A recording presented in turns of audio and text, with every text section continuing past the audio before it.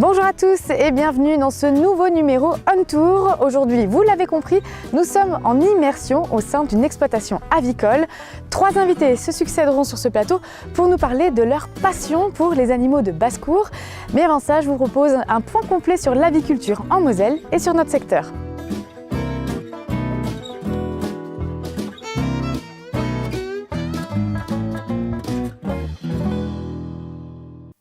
L'aviculture en Moselle, c'est un siècle d'activité et de passion pour les animaux dits de basse-cour. En 1922, à Merlebach, naît l'Union des syndicats des aviculteurs de la Moselle sous l'impulsion de 21 syndicats. À la première assemblée générale, ils sont déjà 37 sociétés regroupant 2900 membres. Les sociétés avicoles regroupent en plus des éleveurs de volailles, les cuniculiculteurs, éleveurs de lapins, et les colombiculteurs, éleveurs de pigeons. À son apogée, en 1952, l'Union 57 comptait 94 sociétés avec 6000 membres. Aujourd'hui, elle compte 44 sociétés, 3 groupements, 2 clubs départementaux pour un peu plus de 1000 membres. Le groupement de Sarreguemines, à lui seul, comprend 14 sociétés, Binin, Bitsch et environ, Götzenbrück, Ambach, Herbitzheim, Lemberg, Mittersheim et environ, Neunkirch, Petit-Rederchin, le Pigeon Club de Sarreguemines et du pays de Bitsch, Rohrbach-les-Bitsch, Sourtes, Villerwald et Zétain. Il est le plus important groupement au sein de l'Union 57. À l'automne, c'est l'effervescence dans les associations. Chacune propose son exposition. Il n'est pas rare d'en avoir 2 au calendrier le même week-end, comme à Rohrbach et Götzenbrück. À chaque fois, ce sont des centaines de sujets qui sont exposés. L'occasion pour ceux qui voudraient se lancer de tout savoir sur cette activité au contact des éleveurs sélectionneurs aguerris. Et mon premier invité, c'est Jean-Claude Carman. Bonjour. Bonjour. Alors vous êtes président des aviculteurs de Rohrbach. Oui. Et ici, c'est chez vous. Oui, ici c'est chez moi. C'est ça. Et alors, quel type d'animaux vous avez ici? Ici, là on est devant une cage, c'est des lièvres belges. Oui. À côté, là, c'est des fauves de Bourgogne. Oui. Et en face, là, c'est des Hollandais noirs et blancs. Ça, c'est des lapins à dessin. C'est assez compliqué à faire. Hein. C'est pour ça qu'on n'en voit presque plus. Hein. Et par rapport aux expositions, c'est jugé assez sévèrement si ça ne correspond pas à 100% du standard comme il devrait être dessiné. Il y a un point qui est enlevé là, un point qui est enlevé là. Alors les lapins, ils sont toujours pénalisés. Oui. Et c'est pour ça que les éleveurs, ils ont tendance à faire des lapins unicolores. C'est beaucoup plus facile à élever. Et alors cette activité, est-ce que vous en vivez ou est-ce que c'est plutôt une passion? Comment ça fonctionne? Cette activité, on ne peut pas en vivre. Hein. D'accord. On ne peut pas en vivre. Ça, c'est une activité, c'est un hobby. C'est un hobby. Ça, c'est pareil que musicien, footballeur, joueur de tennis. Ça, c'est une activité. Chacun a son plaisir là-dedans. Les uns élèvent des lapins, les autres élèvent des poules, les autres élèvent que des pigeons. Alors, nous, dans notre association, on est un peu variés. On a un peu de tout. Moi, j'élève des lapins, des poules, des canards, mais j'ai pas de pigeons. D'accord. D'accord. Et vous participez donc à des concours. Alors, comment ça se passe? Comment est-ce qu'on prépare un concours? Je participe à des concours. Premièrement, j'ai mon exposition locale tous les ans, le 3e week-end du mois d'octobre. Oui. Alors, et alors, parmi vos lapins, est-ce que vous avez un champion? Oui, justement, j'en ai un. Il est là devant vous. Ah ben, on va aller le voir tout de suite. On peut le sortir? On peut le sortir, oui. Oui. C'est un lapin à dessin, hollandais noir et blanc. Hein. Il a fait un 96. Donc ça, c'est son prix. Oui, il a eu 96 là, points affiché, sur 100. hein. Ça, c'est le juge qui le juge après différents critères. Le dessin, il faut qu'il corresponde à 99% du standard. Hein. S'il n'est pas bon, alors il ne fait jamais un 96. Et ça, c'est des lapins qui sont très difficiles à élever. Hein. Et c'est vrai que pour les juges, c'est aussi difficile de pouvoir les noter. Pour les juges, c'est aussi difficile pour les noter, hein, parce qu'ils regardent la longueur des oreilles, les poils, tout. Là, hein. Oui. Et bien justement, on a suivi certains juges pendant une exposition avicole, et vous allez voir que ça demande beaucoup d'observation. Samedi matin, à Götzenbrück, ce week-end, c'est exposition avicole de sujets adultes. Et avant l'ouverture au public, les juges ont une matinée bien chargée pour examiner chaque individu. Chaque juge a sa spécialité. Un juge lapin, un juge pigeon et un juge volaille. Et après on regarde, quand on ouvre, on voit les rémiges si elles sont bien formées, si elles sont bien foncées. Pas de traces de blanc sur une poule noire. Là. Mais par contre, il a un très beau lustre, une belle crête. Pour les éleveurs, c'est un moment important. En bon sélectionneur, ils n'exposent que les individus susceptibles d'entrer dans les bons critères. Mais parfois, un petit défaut peut coûter des points. Il faut vraiment sélectionner. Il faut sélectionner surtout d'après les standards. Pour chaque race, il y a un standard bien défini. Et là, il faut choisir, il faut déjà améliorer l'une ou l'autre chose. Celui-là, il a une très belle ligne du dos, très concave. Il est juste un peu bas sur pattes. Le juge est aussi un éleveur. Il a passé une batterie d'examens avant de pouvoir prétendre à ce titre. Gilbert Daube est un des rares juges français à être aussi juge européen. Cela lui permet de participer à des concours internationaux et de voir quelques magnifiques champions lors de ses évaluations. Ceci dit, aujourd'hui, il n'est pas déçu par les lapins exposés ici. L'ensemble de la collection qu'il y a, 90% c'est des super sujets. Tu vois, c'est le premier qui a un peu de brillance. Hein, les autres, ils étaient tous mat. Hein. Et déjà, la fourrure, elle a vraiment de la tenue. Hein. Elle retombe bien. Fourrure, très bonne tenue. Maintenant, l'éleveur, il fait sa sélection pour la reproduction. Alors lui, il va déjà prendre les meilleurs. C'est pour ça qu'on est là. Hein. Le juge est aussi un conseiller. Chaque remarque est importante pour l'éleveur. À Rohrbach aussi, les juges sont au travail. Voici un lapin bien difficile à élever, un Hollandais noir. Obtenir ces lignes caractéristiques n'est pas donné à tout le monde, mais celui-ci est le champion du jour. Un prix permet à l'éleveur de faire une meilleure sélection et de bien choisir ses reproducteurs, parce que le rôle de l'aviculteur est de conserver les races dans toute leur pureté.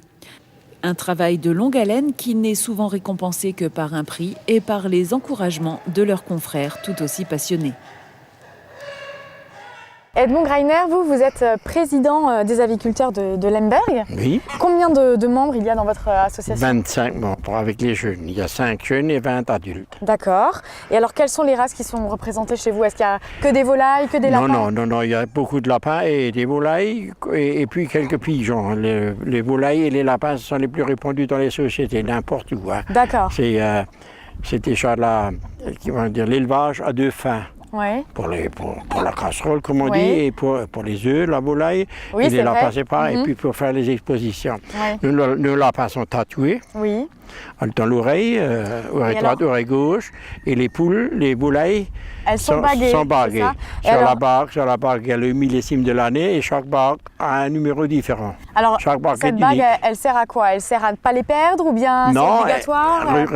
C'est obligatoire, c'est reconnu. Chaque bague a un numéro, et ce numéro est unique. Il y a cette bague qui n'existe qu'une seule fois avec ce numéro en France. D'accord. Ouais. Il y a F dessus, le millésime, 2018, EE, ça veut dire entente européenne, et puis il y a le numéro de série. Et alors, avoir un élevage comme ça, avicole, est-ce que c'est contraignant? Quelles sont les contraintes sanitaires même? Les contraintes sanitaires, elles sont énormes, même. Pour le petit élevage qu'on fait, il faut vacciner nos bêtes. Oui. Il faut les déclarer. Disons, les barques sont déclarées, ces barques sont enregistrées. Si maintenant une poule vous crève, oui. Si on dit que la poule vous crève, vous l'achetez dans la forêt pour le renard, comme on dit, hein, et un promeneur la ramasse, et il y a la barque dessus. Oui. S'il fait des recherches, il trouvera de qui provient cette barque. Il y a une amende ou quelque chose? Oui, vous n'avez pas le droit de jeter un cadavre dans la forêt. Et alors vous faites régulièrement des expositions avicoles. Oui. Alors la prochaine, c'est quand? La prochaine, c'est les expositions locales purement du club sont terminées. D'accord. Mais maintenant, au mois de décembre, le 8-9 décembre, on fait l'exposition de sujets nains, seulement volailles naines et lapins nains. D'accord. Qui sont à caractère interrégional, où il y a des exposants qui viennent de 60-70 km, un peu du Bas-Rhin, de la Moselle, n'importe où. Donc ça ramène beaucoup de monde en fait. Je sollicite les éleveurs, je sollicite les éleveurs qui font des naines, avec l'expérience, on les connaît, hein, et on leur propose de venir exposer chez nous. Et c'est un concours. C'est un concours de beauté, comme on dit. D'accord. Et alors moi j'ai entendu parler de volaille d'ornement. Qu'est-ce que ça veut dire, volaille d'ornement? La volaille d'ornement, la grande volaille. La grande volaille, c'est des volailles à deux races, tandis que les naines, c'est du sport. D'accord. Il n'y a pas de but lucratif là derrière. On ne met pas des naines à cause des œufs ou pour la casserole. C'est juste pour la beauté de l'animal, la c'est ça? beauté, oui. Ça vous plaît, hein, une belle bête comme ça. Vous voyez, vous avez vu là les chapeaux de monsieur Carman. C'est quelque chose d'exceptionnel. Oui. Et c'est en forme et en couleur. Oui. Oui, et vous avez ça en différentes variétés, différentes formes, vous avez tout, de tout, il y a de tout, des pâtus, des huppés. Il y en a pour tous les goûts et toutes les couleurs, c'est ça. Celui qui ne trouve pas son compte là-dedans, vraiment, il est difficile. D'accord, merci en tout cas pour toutes vos explications. Maintenant, on comprend un petit peu mieux comment ça fonctionne. Maintenant, je vais aller retrouver mon troisième invité pour parler cette fois-ci des pigeons. Denis Beckrich, bonjour. Bonjour. Vous êtes mon troisième invité. Alors vous aussi, vous faites partie du club avicole de Rohrbach. Alors vous, par contre, votre animal, c'est le pigeon. Le pigeon, oui. Vous élevez exclusivement des pigeons. Des pigeons. Et alors, comment ça se passe? Où est-ce qu'ils sont logés, si je puis dire? Les pigeons, je les ai en volière et il y a un cabanon où ils peuvent rentrer suivant le temps qu'il fait. Et j'ai dans les 265 pigeons. 265 pigeons, c'est énorme. Oui, et c'est mon passe-temps. Et ça demande quoi comme organisation alors? Disons, il faut quand même être libre pour certaines heures pour les nourrir le matin, pour s'en occuper. Il faut regarder chaque soir s'il n'y a pas les bêtes qui rentrent, comme les souris, les renards ou les rats. Hein. Sinon, il y a le cheptel qui, comment dire... Oui, ça peut être dangereux pour lui.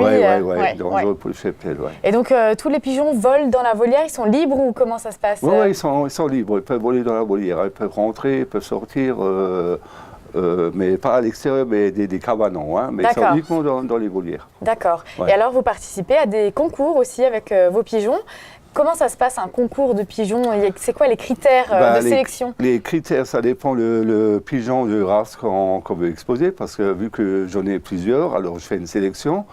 Et moi, je sélectionne plutôt les pigeons d'un certain poids. D'accord, qui doivent avoir dans les 450 grammes à 500 grammes. Hein.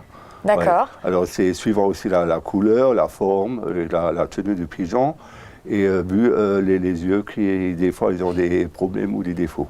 D'accord, donc c'est la couleur des yeux qui peut aussi jouer sur la médaille. Oui. D'accord. Après, par la suite, il faut encore des vitamines pour qu'ils prennent un petit peu de poids et tout ça. Hein. Ouais. Donc c'est quand même assez contraignant d'élever des pigeons, mais finalement pour vous c'est une passion. Oui, c'est une passion pour moi. Ouais. Vous faites ça depuis combien de temps? J'ai commencé dans les années 74. D'accord. Et il existe beaucoup de races de pigeons? Oui, il y en a aussi quand même dans les 500 variétés de pigeons. Hein. Et vous avez combien de races différentes alors chez vous? Moi j'en ai 6. D'accord. Et est-ce qu'il y a des races qui sont plus prisées que d'autres? Est-ce qu'il y a des favorites en général chez les aviculteurs? Non, pas tellement. D'accord. Par contre, on s'est intéressé, nous, aux lapins, et on sait que pour les lapins, il y a certaines races qui sont en déclin. Ah oui, en fait, les races qui sont plutôt petites, voire naines, plaisent le plus. Regardez. Effet de mode ou vraie préférence, depuis quelques années, on trouve de moins en moins d'élevage de grandes races de lapins. L'ère des géants semble terminée, ou presque. Dans le groupement de Sarreguemines, il n'y a plus que 3 grandes races représentées. Aujourd'hui, on préfère les races moyennes ou petites et on a un vrai coup de cœur pour les races naines. Il y a plusieurs raisons à ce phénomène. Ces races plus petites demandent moins d'espace et semblent aussi être plus intéressantes, gustativement parlant. Dans les élevages des différentes sociétés du groupement de Sarreguemines, on dénombre 15 races moyennes différentes, 18 petites races et 19 races naines. Et si on les regarde de plus près, on comprend tout de suite l'engouement pour ces petites boules de poils. Et l'adage qui dit que tout ce qui est petit et mignon prend tout son sens. Voilà, vous en savez désormais plus sur l'aviculture. Et si l'aventure vous tente, pourquoi pas devenir vous-même aviculteur? En tout cas, tous les renseignements sont disponibles sur moselleaviculture.org. Bon, moi, avant de me décider, je préfère qu'on s'entraîne encore un petit peu. Hein. Allez, à bientôt!